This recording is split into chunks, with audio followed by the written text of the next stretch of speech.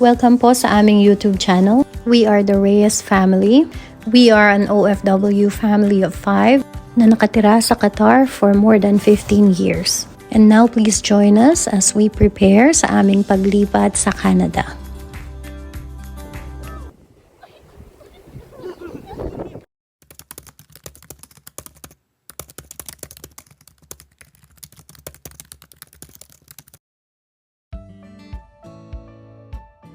Hello po Katkan fam. For today's video, pag-uusapan natin ang mga bagay na for sure ay mamimiss namin sa Qatar. Unang-una, isa ang Qatar sa safest country in the world. Sa more than 15 years po namin na pagstay dito, ay wala kaming personal experience sa krimen. Hindi namin na-experience manakawan, na kahit iwanan pa ang kotse sa daan na hindi nakalock, kahit iwanan pa ang cellphone o laptop sa iyong lamesa habang umu-order ka ng pagkain, ay hindi ito mawawala. At ang pinakagusto ko, napaka-safe po nitong lugar na ito para sa mga bata. Salamat po sa Diyos na kahit maraming mga giyera ang dumaan sa mga neighboring countries ng Qatar, ay nanatili pa rin itong mapayapa. Alam nyo ba na sa sobrang panatag ng mga tao dito, minsan ay hindi na nga nila nilalock ang main door nila. This only shows kung gaano kakampante ang mga tao dito. And thank God po kasi masarap ang ganitong pakiramdam na hindi nag-aalala sa safety ng iyong pamilya. Next po ay no traffic or less traffic dito sa Qatar. I'm sure tayong lahat naranasan na nating matraffic sa Pilipinas. Naalala ko pa nga nung nag-aaral ako sa Manila. From Pampanga to Manila, nagta-travel kami ng 4 hours. Wow! Anyway, matagal na pong panahon yun. Huwag na po tayong magkwentahan ng year at baka ma-discover pa ang aking edad. Going back po sa ating topic, as you can see po sa ating video, napakaluwag po ng kanilang mga daan at patuloy po nila itong inaayos at pinapaluwag. Malamang ito rin po ang dahilan kaya hindi natatapos ang construction work dito sa Middle East.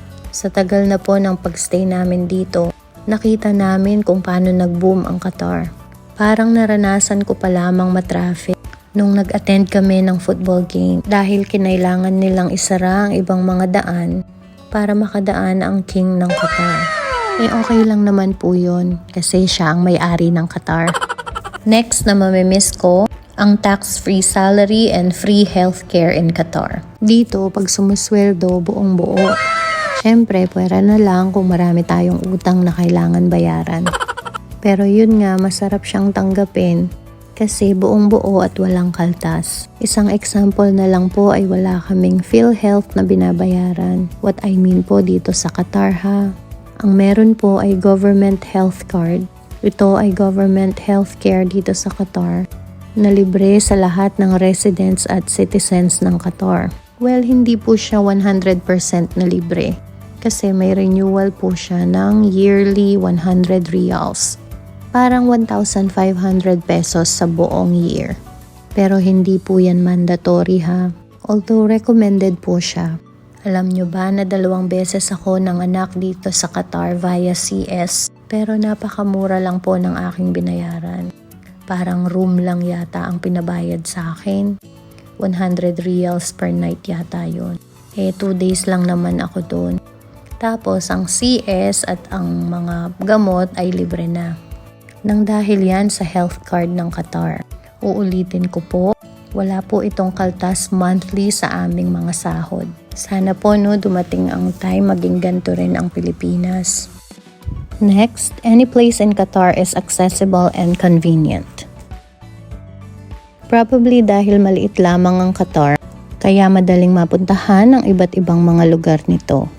Siguro masasabi ko na mas maganda na may sasakyan dito dahil may enjoy mo ang pagdadrive dahil sabi ko nga po wala po masyadong traffic dito at magaganda ang mga daan. Kung wala naman pong sasakyan, napaka-convenient din ng transportation system nila. 2019 pa lamang ni-launch ang metro o train station nila. Pero bago pa yon ay marami ng mga Uber at taxi na available para sunduin or dalhin ka kahit saan mo gusto. And this brings us to our next point. Next na mamimiss namin ay ang murang gasolina at murang electricity bill. Ito ang isang bagay na favorite ko sa Qatar. Napakamurang magpagasolina. Kaya hindi nakakatakot mamasyal o mag-road trip. Hindi rin nakakatakot mag-AC maghapon. Ang galing ni Lord napakamura ng mga bagay na ito dito sa mga may init na mga bansa. Yes! Next na mamimiss namin, syempre pwede bang mawala ang masasarap na pagkain ng Middle East. Andyan ng shawarma, biryani, hummus at kubos, lamb chops, dates, at ang pinakamasarap na kunafa. Halata po ba na nagugutom na ako sa mga pinopost ko? Hala, baka hindi na ako umalis ng Qatar dahil sa pagkain. Napakasarap naman kasi. Di bali hanapin na lang natin to sa Canada. At heto na ang super mamimiss namin. Ramadan timings and Eid holidays in Qatar. Ay nako, sobrang mamimiss namin ito. Kapag Ramadan po kasi, binabawasan ang work hours ng office timings namin. From 8 or even 10 hours, ginagawa lamang po itong 6 hours. Wow! Minsan pa nga ay 5 hours kung nagtatrabaho ka sa gobyerno. Aba, matindi! Dito sa Qatar, kahit Muslim ka man o hindi, ito ay applicable sa lahat.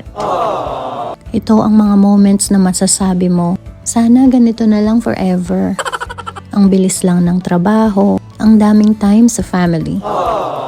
Pagtapos naman ng Ramadan, Eid holidays naman.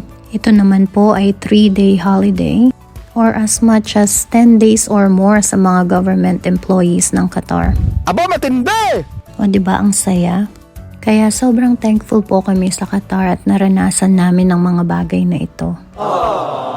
And now, looking forward naman po tayo sa mga places, experiences, especially sa pagkain sa Canada. Balita ko may Unli Lobster dyan On the way na po. So ayun lamang po. Again, maraming salamat po sa pakikinig at panonood. By the way, pinapakita po sa ating video ang tinatawag nilang Red Road dito sa Qatar. Dahil red ang road. Kaya wag po tayong road at mag-like at subscribe na sa aming YouTube channel. Joke lang po ang corny. God bless po sa ating lahat. See you soon, Canada.